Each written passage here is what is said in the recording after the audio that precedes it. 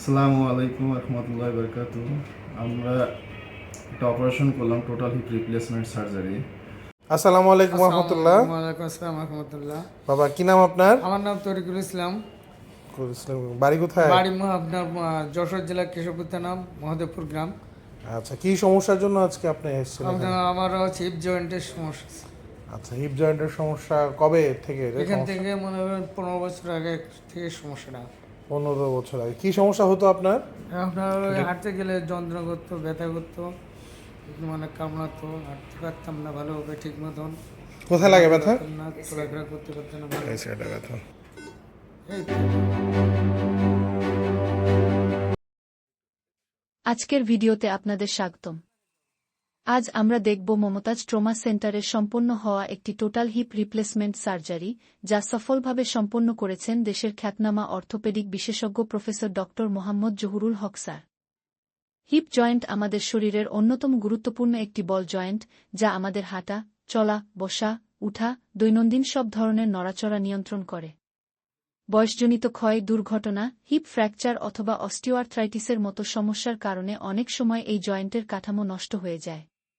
যখন ব্যথা ও অস্বস্তি এমন পর্যায়ে পৌঁছে যায় যে রোগীর স্বাভাবিক জীবনযাপন বাধাগ্রস্ত হয়, তখন টোটাল হিপ রিপ্লেসমেন্ট সার্জারি হয় সবচেয়ে নিরাপদ ও কার্যকর সমাধান। মমতাজ ট্রমা সেন্টারে আজ যে হিপ রিপ্লেসমেন্টটি সম্পন্ন হয়েছে, সেটি ছিল অত্যন্ত সূক্ষ্ম ও দক্ষতার সাথে পরিচালিত একটি অপারেশন। প্রথমে রোগীর সম্পূর্ণ মূল্যায়ন করা হয়, রক্ত পরীক্ষা, এক্স-রে, মেডিকেল ক্লিয়ারেন্স এবং অ্যানাস্থেশিয়া মূল্যায়ন সহ সবকিছু নিশ্চিত করা হয়।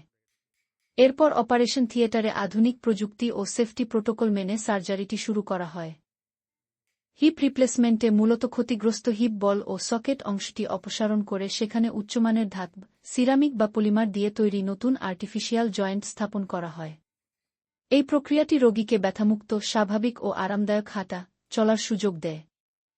প্রফেসর ডক্টর মোহাম্মদ জহুরুল হক স্যার তার দীর্ঘ অভিজ্ঞতা ও নিখুঁত সার্জিক্যাল দক্ষতার মাধ্যমে পুরো অপারেশনটি সফলভাবে সম্পন্ন করেছেন।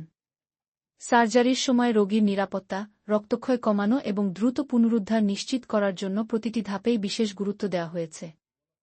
অপারেশনের পর রোগীকে মনিটরিং রুমে পর্যবেক্ষণে রাখা হয়। প্রয়োজনীয় পেইন ম্যানেজমেন্ট, অ্যান্টিবায়োটিক এবং ফিজিওথেরাপি শুরু করা হয় যাতে রোগী দ্রুত সুস্থ হয়ে উঠতে পারে। সাধারণত এ ধরনের সার্জারির পর কয়েক দিনের মধ্যেই রোগী সহায়তা নিয়ে হাঁটতে পারেন এবং কিছুদিন ফিজিওথেরাপি করলে স্বাভাবিক জীবনে ফিরে যেতে পারেন। মমতাজ ট্রমা সেন্টার সবসময় রোগীদের উন্নত চিকিৎসা, আধুনিক সরঞ্জাম এবং বিশেষজ্ঞ সার্জনদের সুবিধা দিয়ে থাকে। টোটাল হিপ রিপ্লেসমেন্টের মতো জটিল সার্জারিতেও এখানে পাওয়া যায় বিশ্বমানের সেবা। আসসালামু আলাইকুম রহমতুল্লাহি বারাকাতুহু। আমরা একটা অপারেশন করলাম, টোটাল হিপ রিপ্লেসমেন্ট সার্জারি। তা এই পেশেন্টটা তার ডিডিএস ছিল। ডিডিএস মানে developmental dysplasia of hip joint. এটা আরেক নাম হচ্ছে congenital dislocation of hip joint. এটা জন্মগতভাবে হয়ে থাকে। এর একটা সচরাচর পাওয়া যায় না, কিন্তু একটা পার্সেন্টেজ আছে, প্রায় 4% এই পেশেন্ট ডিডিএস ডেভেলপ করে জন্মগতভাবে। তো এরা যারা মানে যখন বড় হয়, এটার উপর যদি ওরা গুরুত্ব না দেয়, তাহলে আস্তে আস্তে দেখা যায় যে ডিডিএস এর কমপ্লিকেশন হিসাবে পিএলআইডি ডেভেলপ করে। তো এর আগেও আমরা বলছিলাম যে যদি হিপ আর্থাইটিস, যেটা আমরা অপারেশন করলাম, ডিডিএস বলা হয় বা আর্থাইটিস অথবা রিমোটেড আর্থাইটিস, যে কোনো কারণে যদি হিপ জয়েন্ট নষ্ট হয়ে যায়, তখন আমরা total hip replacement surgery advice করি। আর এই অ্যাডভাইসের পর যদি এরা অপেক্ষা করে, দেরি করে, তাহলে সেই ক্ষেত্রে পিএলআইডি ডেভেলপ করে। এই পেশেন্টে দেখা গেছে যে পিএলআইডি ডেভেলপ করছে। তো এখন আমরা অপারেশন করে দিলাম টোটাল হিপ রিপ্লেসমেন্ট সার্জারি। পরবর্তীতে পিএলআইডি অপারেশন করা লাগবে, কারণ এটা অলরেডি তার পিএলআইডি ডেভেলপ করছে।